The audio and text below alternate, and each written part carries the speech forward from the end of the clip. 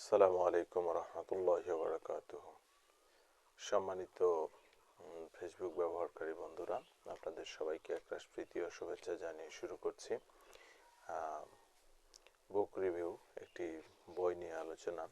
আমার হাতে যে বইটি দেখতে পাচ্ছেন সেটি হচ্ছে শয়তানের ফাঁদ, অর্থাৎ এর লেখক হচ্ছে শেখ আব্দুল্লাহ আল খাতির, আর অনুবাদ করেছেন মোহাম্মদ সাইফুল্লাহ, সম্পাদনায় আব্দুল্লাহ মাসুদ। তো এখানে আসলে শয়তানের ফাঁদ বইয়ে শয়তানের পরিচয় তুলে ধরা হয়েছে, শয়তানের বিষয়ে আমরা কি আকীদা পোষণ করি, শয়তানের বংশধর সম্পর্কে করা হয়েছে, আলোচনা করা হয়েছে। তারপরে আলোচনা করা হয়েছে আপনার শয়তানের কর্মপদ্ধতি নিয়ে। তো আমরা শয়তানের কর্মপদ্ধতি অংশ থেকে কিছু অংশ পাঠ করে শোনাচ্ছি। দেখুন, শয়তানের কর্মপদ্ধতি দাওয়াতের বিষয়বস্তু নির্ধারণ কিংবা দাওয়াতের পন্থা অবলম্বন উভয় ক্ষেত্রে শয়তানের নির্দিষ্ট কিছু কৌশল রয়েছে। সে কৌশলগুলো সে সুনিপুণভাবে প্রয়োগ করে। ইবনুল কাইয়্যুম রাহিমাহুল্লাহ তাআলা বলেন, কারো মাঝে অনুপ্রবেশ করে তাকে দাওয়াত দেওয়ার জন্য শয়তানের 6টি পদক্ষেপ রয়েছে। প্রথম পদক্ষেপ শিরক ও কুফরি। শয়তানের প্রথম চেষ্টা মানুষ যেন শিরক কিংবা কুফরি করে, তবে ব্যক্তি যদি মুসলিম হয় তাহলে সে পরবর্তী পদক্ষেপের দিকে অগ্রসর হয়। দ্বিতীয় পদক্ষেপ হচ্ছে বিদআত। শয়তান মানুষকে দিয়ে বিদআতি কাজকর্ম করায় এবং বিভিন্ন বিদআতকে প্রায়োগিক রূপ দেয়। তবে ব্যক্তি যদি আহলুস সুন্নাতের লোক হয় তখন সে এখানেও ব্যর্থ হয় এবং পরবর্তী পদক্ষেপের দিকে অগ্রসর হয়। তৃতীয় পদক্ষেপ হচ্ছে কবিরা গুনাহ ও নাফরমানি সমূহ। শয়তানের তৃতীয় ধাপ হলো সে মানুষকে দিয়ে কবিরা গুনাহ এবং আল্লাহর অবাধ্যতা করায়। আল্লাহ তাআলা যদি ব্যক্তিকে নাফরমানি ও গুনাহ থেকে হেফাজত করেন তাহলে শয়তান ভিন্ন পন্থা অবলম্বন করেন, আর সেই পদ্ধতিতে হচ্ছে 4, অর্থাৎ 3 নম্বর পদ্ধতি দিয়েও যখন কাজ না হবে তখন শয়তান পরবর্তী পদক্ষেপে চলে যায়, হাল ছেড়ে দেন না।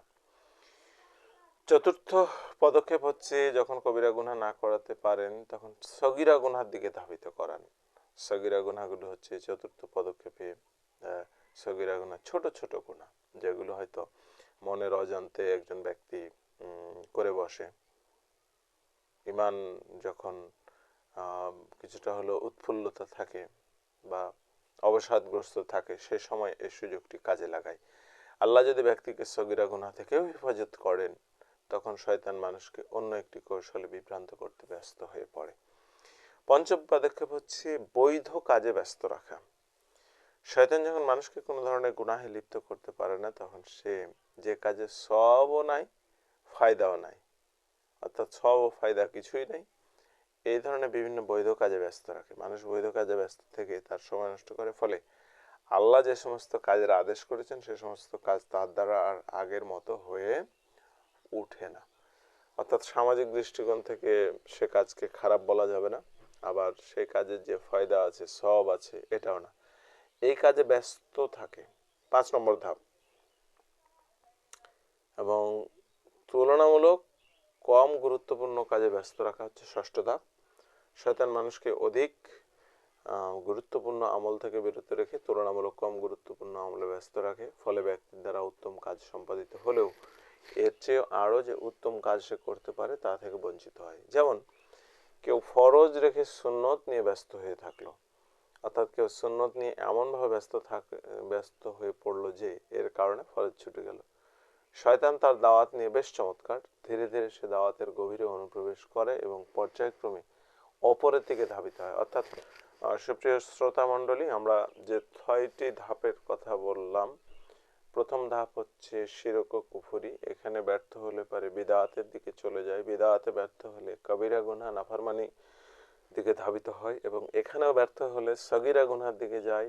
এখানে ব্যর্থ হলে বৈধ কাজে ব্যস্ত রাখে, এই জায়গাতে ব্যস্ত হলে তুলনামূলক কম গুরুত্বপূর্ণ কাজে ব্যস্ত রাখান। এই ধাপগুলো উল্টা দিকে চলতে থাকবে, অর্থাৎ ছোটটা দিয়ে শুরু করবে, তারপর আস্তে আস্তে সে বড় একটা পর্যায়ের দিকে নিয়ে যাবে।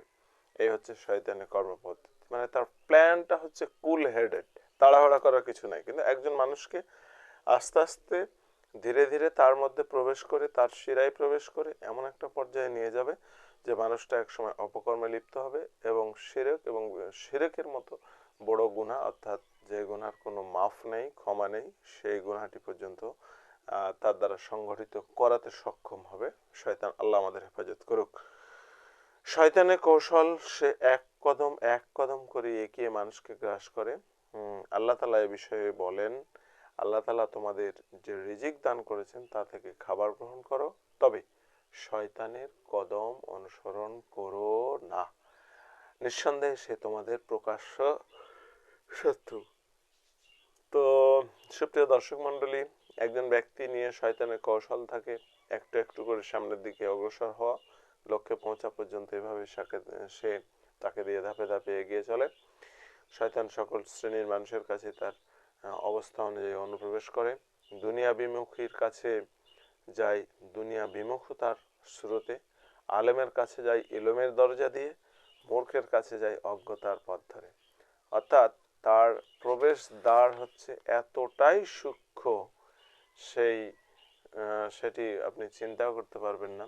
আল্লাহ আমাদেরকে এই পবিত্র মাহে রমজান মাসে বেশি বেশি আমল করেন এবং ফরজ ইবাদত, রোজা, তারপরে আপনার 5 ওয়াক্ত সালাত বা জামাতের সাথে আদায় করে আমাদের ইমানের যে পরিশুদ্ধতা সেটিকে আরও মজবুত করুক। ইমান নিট এবং ক্লিন হোক, আমার ইমান তেজোদ্দীপ্ত হয়ে উঠুক, আমরা উদ্ভাসিত হই ইসলামের আলোয়, আমাদের আলো ছড়িয়ে পড়ুক সমাজে, যেখান থেকে একটা সুন্দর সমাজ, সুন্দর নাগরিক, সুন্দর সমাজ এবং সুন্দর রাষ্ট্র বিনির্মাণে এই মাহে রমজানের যে শিক্ষা, পরম ধৈর্য, সহনশীলতা এবং খোদাভীরুতা, আল্লাহভীরুতা, তাকওয়া, এই সমস্ত কিছু অর্জনের পরে আল্লাহ আমাদেরকে সামনের দিকে পথ চলার এবং অগ্রসর হওয়ার তৌফিক দান করুক। হে আল্লাহ, তুমি সর্বপ্রথম আমাকে তোমার দ্বীনের উপর অটুট রাখো। সাব্বিত কলবি আলা দীনিকা ইয়া মুসারিফাল কুলুব। আল্লাহ, তুমি আমার ইমানকে মজবুত করে দাও। ওয়া আখির দাওয়ানা আলহামদুলিল্লাহি রাব্বিল আলামিন। আসসালামু আলাইকুম ওয়া রাহমাতুল্লাহি ওয়া বারাকাতুহু।